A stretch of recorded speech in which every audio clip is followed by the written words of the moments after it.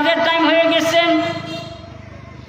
যেমনি মসজিদের মধ্যে আযান শুনছেন, মুয়াজ্জিন সাহেব কি বলছেন? হাইয়া আলাস সালাহ, হাইয়া আলাস সালাহ, হাইয়া আলাল ফালাহ, হাইয়া আলাল ফালাহ। তোমরা নামাজের দিকে আসো, তোমরা নামাজের দিকে আসো, তোমরা কামিয়াবির দিকে আসো, তোমরা কামিয়াবির দিকে আসো।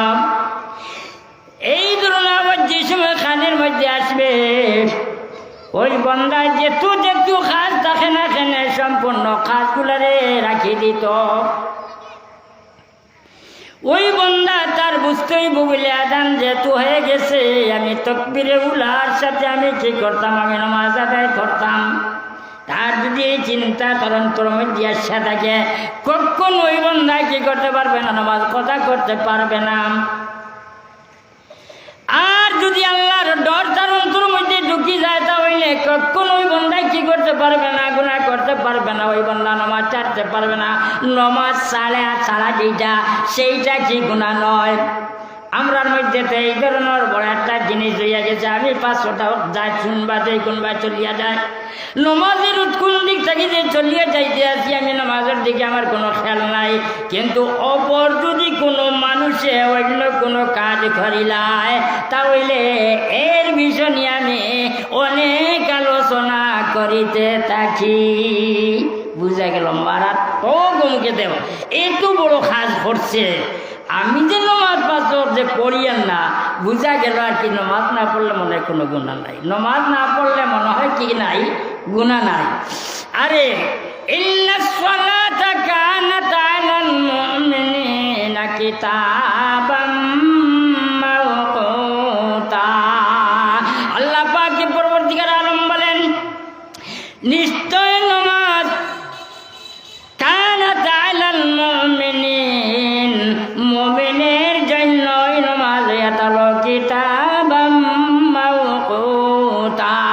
ওই মুমিনের জন্য ফরজ করে দেওয়া হয়েছে।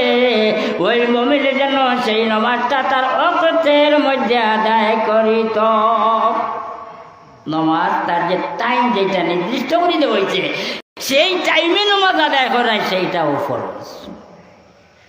এখন ফজরের নামাজ আপনি পড়লাম না বা আমি পড়লাম না, আপনি পড়লেন না বা আমি পড়লাম না। যদি ফজরের সময় আমি যদি কি করি না, নামাজ পড়ি না, তাহলে জোহরের টাইম যে সময় আইছে, ওই জোহরের টাইমে যদি আমি গিয়া করি ফজরের নামাজ, আমি আজকে পড়ছি না, আমি জোহরের টাইমে ফজরের নামাজটা আদায় করি নাই। যদি জোহরের টাইমে ফজরের নামাজ যদি আপনি আদায় করেন, জোহরের নামাজ যদি আসরের টাইমে আপনি আদায় করেন, আসরের নামাজ যদি মাগরিবের টাইমে আদায় করেন, মাগরিবের নামাজ যদি এশার টাইমে আদায় করেন, তাহলে আপনার ওই যে টাইমটা যে চলিয়া গেছে, যে নির্দিষ্ট অক্তর মধ্যে যে আল্লাহ তাআলা মুমিন বান্দার জন্য নামাজ ফরজ করে দিয়েছেন, ওই যে একটা ফরজ, এই ফরজটা তরক করার কারণে ওই বান্দার জন্য এক হুকবা দুজক থাকবে।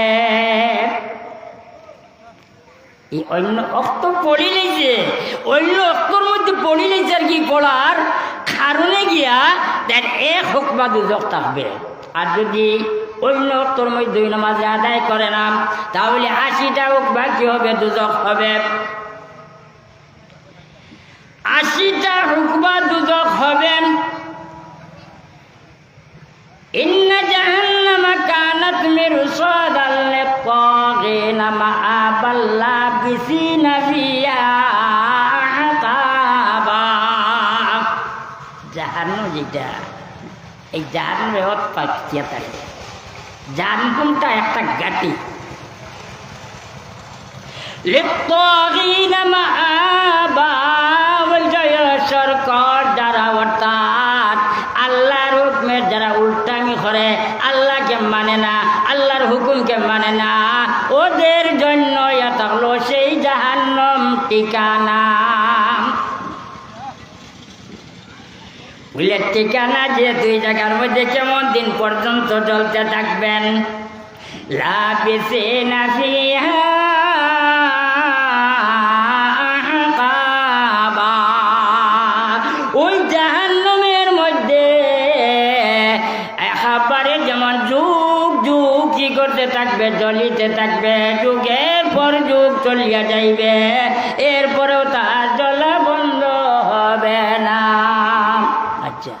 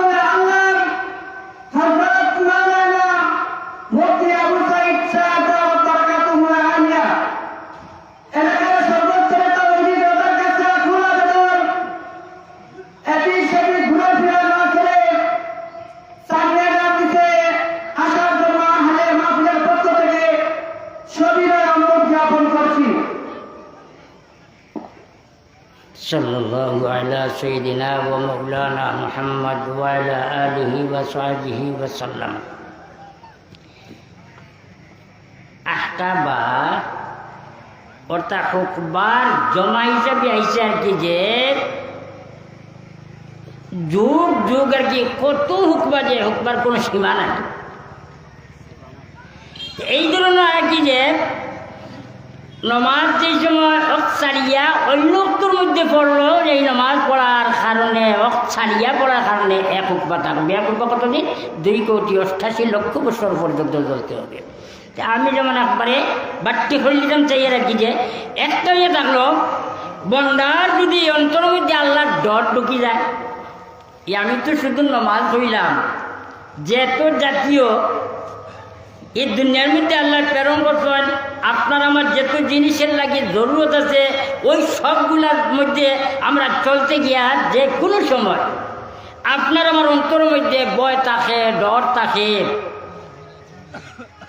আর মাছ যেখানে আমরা যে মাতমু, সঠিক মাছ যদি আমরা মাতি, তাহলে এই দুই জিনিস যদি আমাদের মধ্যে থাকি যায়, আল্লাহ বলেন ইউসলিহুলাকুম আ'মালাকুম, আল্লাহ পাক যে পরবর্তীকার আলম বলেন ওই বান্দার অন্তর মধ্যে আল্লাহর ডর, ওই বান্দা যে সঠিক কথা যেগুলো সেগুলা ব্যবহার করছে, ওই দুই জিনিস তার মধ্যে থাকার কারণে আল্লাহ বলেন ইউসলিহুলাকুম আ'মালাকুম, তোমরা যে আমল যেগুলো আছে, টুকটাকাটা আমল যেগুলো আছে, ওই সবগুলোরে আমি আল্লাহ দুরূস্ত করে দিলেন। আল্লাহ তাআলা দুরূস্ত করে দিলেন, সেটা আল্লাহ বলেন যে আমি এইগুলা দুরূস্ত করে দিলেন। ওয়াইয়াহু শেষ নি বলেন না, ওয়াইয়াগফির লাকুম যুনুবাকুম, তোমাদের পিছনের যত গুনাহ আছে ওই সব গুনাহগুলো আমি আল্লাহ মাফ করে দিব। আবার বলেন ওয়ামান ইউতিল্লাহ ওয়া রাসূলাহু ফাকাদ ফাযা ফাওজান আযীমা, যে আল্লাহর ইতাআত করব, যে নবীর ইতাআত করব, ওই ব্যক্তি কি হয়ে যাইব? একবারে কামিয়াব হয়ে বড় আকারে